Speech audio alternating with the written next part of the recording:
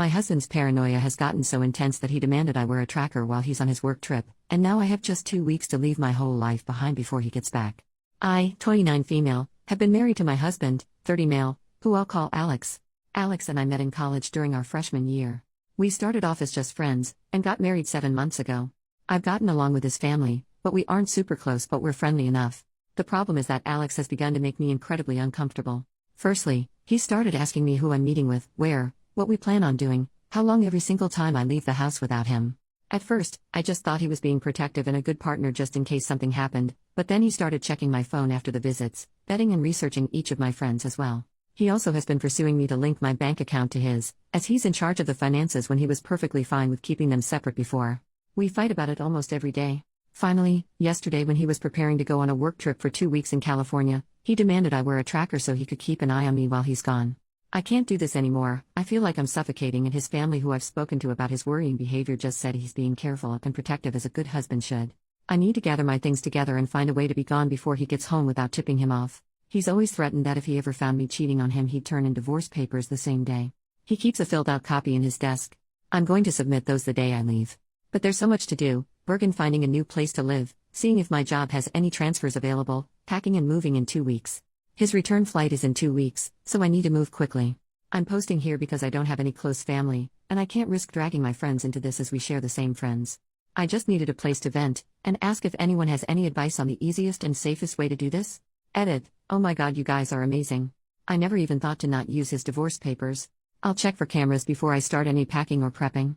I may also shred his divorce papers just in case and look into getting a lawyer for myself. I'm in a no-fault divorce state, that much I so remember, which will help. I'll update again when I know more. The tracker he wants me to use is a small clip to put on the belt or waistband. I'll wear it unless I'm going or doing something related to me leaving. No pets yet, thankfully. First update 2 days later. So I've gotten a lot of support and helpful advice along with questions I thought I should clarify before I proceed with the update. Some ask why I'd be hiding things from Alex regarding going out and who I'm meeting with. I don't, and I have nothing to hide. However, when he begins to then double-check everything I tell him with the other people there, right down to each person I talked to and what I said. Did I send any text messages? Did I order food? How much did I eat? That's when it started to feel like I was slowly being pushed into a corner. It didn't start that bad, but gradually grew worse over time. All of the Reddit subs my in-laws' families are part of are related to gardening and DIY, so I highly doubt they'll see this. If so, by the time they do, I'll hopefully be gone. I talked to my job and explained things to my manager. And they promised to look into openings in other states to see if they could get me into one. They'll have an update on that in 3 days. I trust that my bank account is secured, considering he's tried to get into it before and failed. I found one camera in the kitchen, another in the living room, and one in our bedroom. As such, I've left them in place for now and done all other planning, in the bathroom pretending I'm taking a bath. I'm honestly staying away from the domestic violence services as my sister-in-law is unfortunately higher up in those, considering she volunteers there, and I have a feeling if I did show up there, they would know in a heartbeat. I can't look for apartments until I get the update from my work, but either or, I'm still going to be leaving the state. The day before I do, I will be changing my number carrier and wiping my laptop and all of his electronics before I do. I've met with 2 lawyers so far and had them look over the paperwork. My husband had prepared and both said that it did have some clauses in it that could have caused me some trouble down the line. What alarmed all of us closed the fact that several of those clauses dealt with future children, and not as a hypothetical. Like several here suggested, I have a feeling he fully intended on getting me pregnant to keep me trapped and tied to him. There are 3 other locations my job could send me to, and I have. As a precaution, I've begun looking into all 3 cities and housing in the areas. Just in case one of those, this is the one they send me to. Even if they don't have an opening that they can push me into, then I will just have to quit, move and figure things out on my own. I have enough money to live and survive for a few months until I can pick up another job. Unfortunately, all of our friends are mutuals and would likely be unaware of the consequences of saying or sharing anything I do or say with my husband. I don't have any surviving close family, and obviously my in-laws are not a good resource to rely on. I am on my own, unfortunately, other than the wonderful bonds I've begun to make here. I will update again if I get more information or something else happens. Otherwise, I'll update when my work gets back to me. I do plan on leaving before he returns, though, just to make sure that I'm not anywhere near here at that time. Second update 1 day later. Good news. My work has an opening I qualify for that will not only shift me across the country, but also comes with a salary increase as well. I've started telling my in-laws and friends that I'm planning a surprise outing for when my husband gets back for just the 2 of us. This way, people don't give me odd looks if they see me out and about. I've even gone as far as asking my mother-in-law to show me his favorite recipes. Meanwhile, I found a moving company that, while small, is willing to work in a storm. The reason is in 5 days, we're supposed to get hit with a large storm front. I plan to shut off the breaker and say we lost power if he asks, just as several people here suggested, and even sent him a short clip of the storm. I will have all of my stuff moved that afternoon, and I will be flying out once the weather has cleared enough to do so. I have a lawyer who will push my divorce through, and I filled out the necessary paperwork so that I don't have to be here for it. I'm not suing for assets or alimony, and I've shredded his divorce papers as well. I've set up a cheap payphone plan until this is all said and done, at which point I will find a new carrier, number, and phone. This one is being wiped and left behind. My laptop is provided by my work, and the IT department inspected it thoroughly and it was clean, thankfully. No other electronics aside from my laptop. New phone will be coming with me. If Alex needs to talk to me, he can do it through my lawyer. Not sure if anything else will happen. My fingers are crossed that he doesn't think anything's amiss until after I leave, and I'm not turning the breaker back on when I do. He can when he gets home. My work is covering the plane ticket, so that at least is one expense I don't have to finagle in. Third update 7 days later. It's been a busy week, but I've gotten so much done. Firstly, I am now out of the house and am currently in a hotel while I look for an apartment. It's a big city, bustling with people no matter where you look. We had a pretty bad storm system hit back home, that actually lasted 2 days. High winds, thunder, lightning, and even hail everywhere. I didn't take much from the house: my documents, clothes, and important sentimental items. I left all of the furniture and electronics behind. I cleaned the house top to bottom and took pictures on my phone so he couldn't claim I damaged anything when I left. My lawyer has already started divorce proceedings, and my husband will be served on the 8th. His plane is due to land early morning, and the sheriff will be there at the house waiting for him. He is very much about public appearances and reputation. My lawyer will be calling him as well to inform him that I am more than willing to air out everything to the public about his actions if it means securing my freedom from him. I will go to court as long as I must to get this pushed through. I haven't told our friends or his in-laws yet. I will do that while he is on the flight to prevent him from getting wind of it before he's handed the divorce papers. I will be calling around and explaining why we're getting divorced, to try and prevent him from twisting this into somehow being my fault. I don't want him trying to claim I had an affair or something, so I want to get the truth out before he can twist this. I'm doing okay. I'm tired, but yet I feel almost jittery and off-kilter. I keep looking over my shoulder and monitoring what I say even when I don't really need to anymore. Hopefully that will fade soon. My work is covering the cost of the hotel, and I'm working on getting my other things in order. I also need to find a new GP as I want to get a full test just to make sure everything is okay. I don't know when my next update will be, probably when the divorce papers are filed or if we have to go to court to push them through. I will try to keep my head up, but it feels like I'm in a whirlwind or something with so many things to do and think about. I kinda thought it would be easier once I got out of the house, but while the fear is smaller, somehow the number of tasks only seems to have grown.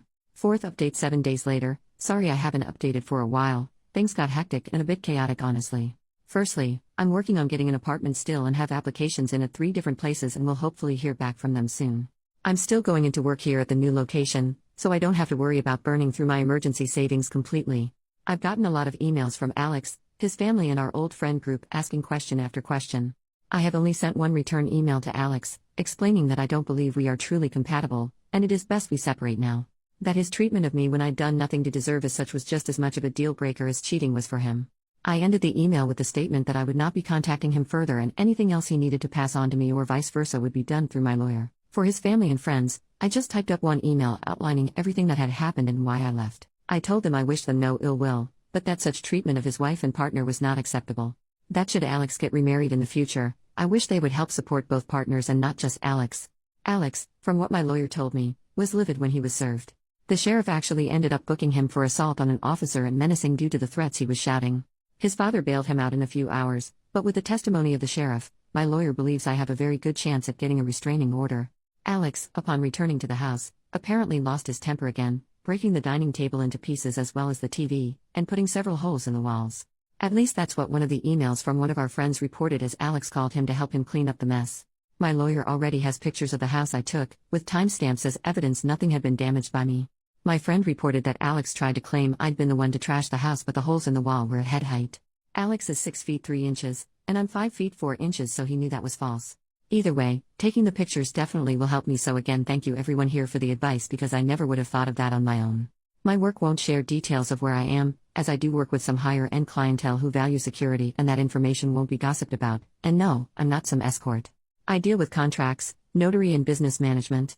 As such, even if Alex tried to use my work to find me, he wouldn't succeed. Fifth update 12 days later. It's been a little bit, and I thought I'd answer some questions before giving my update. It may be a while after this until things change. Firstly, no, I didn't bring my car. The public transport here is good enough to use without needing one. I have secured an apartment, and the building has good security. You need a key card to enter, and there is a security guard at a desk right by the entrance to the building. As part of my contract, I gave them a photo of Alex and his family so that even in the off chance they do find me, they won't be let in. The responses I got from the emails varied. His family said I was overreacting, and that I owe Alex an apology for the problems this has caused him. The pending criminal charges puts him at risk of losing his job if he's convicted. Alex sent a long email, apologizing and pleading for me to come home. He said he was worried for me, that he is willing to go to therapy if it will appease me. He wants us to remain together, and he didn't think leaving was an appropriate response to his genuine concern and worry for my health and safety. The friends gave somewhat lacking replies, saying that they didn't think Alex was ever going to hurt me and that I shouldn't be letting my imagination run away wild.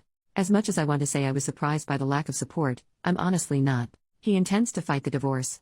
I'm letting my lawyer handle it, and I'm also pursuing a protective order as well. Once I got approved for my apartment, I also froze my credit. I've changed my phone carrier and number, as well as making sure none of my documents list Alex as next of kin or POA. Some have asked why I was so paranoid about Alex and his possible future actions. The answer for that actually is somewhat simple: my grandmother. I love that woman to bits. As a teen, she explained why my grandfather was never around. He was extremely abusive and manipulative, and her generation didn't allow divorce really. She wouldn't have been able to buy a house or get a good enough job to support her and my mother on her own. As such, she endured it, shielded my mom as she could until my grandfather died.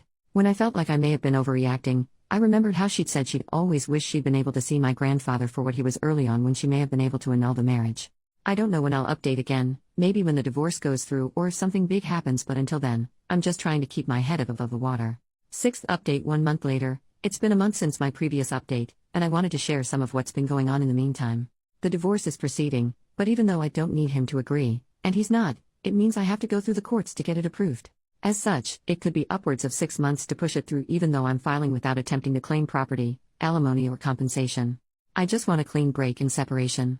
Alex has attempted to use our friends to reach out to me, as he doesn't want to use my lawyer for communication. He's saying it's disrespectful and cowardly to hide behind my lawyer, and not meet him face to face. Alex wrote me a letter that he did pass off to my lawyer, but the contents were him justifying his actions and claiming that in today's time it is dangerous for women to be on their own, which is why he was so intent on trying to keep me safe from harm. He wanted me to understand that he was trying to protect me as best he could and was hurt that I would just lie to him and hide my actions from him related to my dissatisfaction with our marriage and my moving. I didn't reply, because at no point did he apologize. All he did was turn everything around on me as I was being overly dramatic, emotional and cowardly. There was a second letter with Alex's from my sister-in-law. Her letter was honestly disturbing and completely justified my misgivings regarding approaching her in any kind of professional capacity. She spent 5 paragraphs detailing how a real abusive relationship looked like and that Alex was the furthest thing from abusive. The details she included were all related to financial abuse and physical abuse. Nothing like what Alex had been doing. She stated that my attempts to smear her brother's name for attention and clout made me the abuser, not him. I haven't really been able to process that, admittedly. Part of me can't help but wonder if she's right. I mean, I blindsided him by leaving as I did and then refusing to speak with him at all. My old boss recommended that I look into getting into therapy after I moved, and I think I need to. I have had a hard time adjusting to being on my own. I keep censoring myself and haven't even gone out to eat yet. I always end up worrying about what if someone sees me, what if I get in trouble for spending my money on something frivolous. My lawyer is continuing to fight for the divorce, and I shouldn't need to be physically present in court. Any meetings needed between me and the judge can be done via Zoom. I'm trying to avoid confrontation with Alex and his family for now as much as I can and passed both letters to my lawyer in case he needs them. Our friends are mostly trying to avoid taking sides still, and I'm honestly approaching the point of just letting them go as well. I'm tired of fighting for them to understand at this point. I don't know if anything is going to happen, so my next update may not be until around mid-November depending on how long it takes to push the divorce through. Work is going well, and it's helpful to have something familiar to anchor my day-to-day life when so much has changed and is changing even now. New update 4 months later. It's been a while since I last updated, as I needed to let the court step in as Alex was not willing to grant my request for a divorce. We started with mediated session via Zoom, but after 4 sessions it was decided that no compromise could be reached between us. The things Alex was pushing for were ones I'm not even willing to humor, let alone agree to. He wanted me to tell our friends and those I'd sent the information to about his actions that I'd made it up in order to gain sympathy. He also wanted me to pay him for defamation and suffering, especially the wages he lost because of sitting in jail for 2 days and missing work before getting bailed out. Lastly, he also wanted me to return and to quote him, stop my foolish behavior and act like a proper wife and partner. Yeah, no. So, needless to say, our mediated sessions went absolutely nowhere. The judge isn't seeming to buy into Alex's act, thankfully, because he certainly tried. It took me far too long to see Alex for who he was, and part of me feels like an idiot because I didn't see it at all. Yet, the judge seemed to clock him for exactly what he is within the first meeting.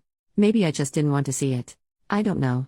Alex ended up arguing with the judge a lot, even being held in contempt 4 different times. I think it's honestly why this moved as quick as it did. It didn't help that Alex tried to pull in his family as character witnesses, but they were dismissed by the judge as the abuse wasn't seen or heard by them, and as such, they only knew part of Alex's character. In his closing statement after he approved the divorce, he went on to call Alex a narcissist, and that if Alex loved himself so much to abuse the one he'd married to let the divorce happen, and marry a mirror next. I didn't think a judge was allowed to say that. At all. But my lawyer just shook his head and told me not to say anything, so we left. So here's the update I'm sure everyone's been hoping for and guessed: I'm officially divorced. The documents were processed 3 days ago, and I'm still in disbelief. I have no contact with Alex any longer, nor do I want any. I'm not going to give our friends my new contact information. I may not have replied to everyone, though I tried, but I did read all of your comments. I really did. Your repeated statements about how they weren't actually friends really helped me see that they weren't. So, I decided that since I moved far from that place, I needed to start over.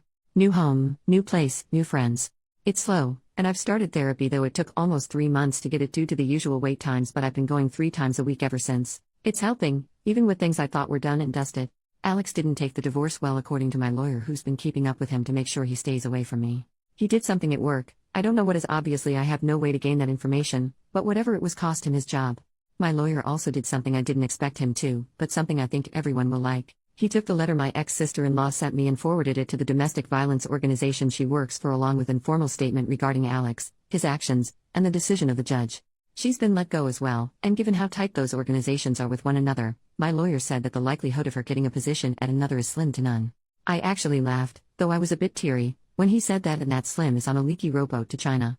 I've been crying a lot lately, but my therapist says it's normal and shows I'm actually processing things instead of bottling them up and pushing them down. I'll try to update in a month or so, if my emotions level out some, to explain a few more of the details, but I wanted to get this out there, and thank everyone for their continued support and encouragement. I appreciate each and every one of you. I really do. You gave me the hope that leaving him wasn't going to be this giant black mark I'd never heal from or move on from. Work is going well, and the sense of normality and routine is helping me avoid feeling like everything has been spiraling out of control.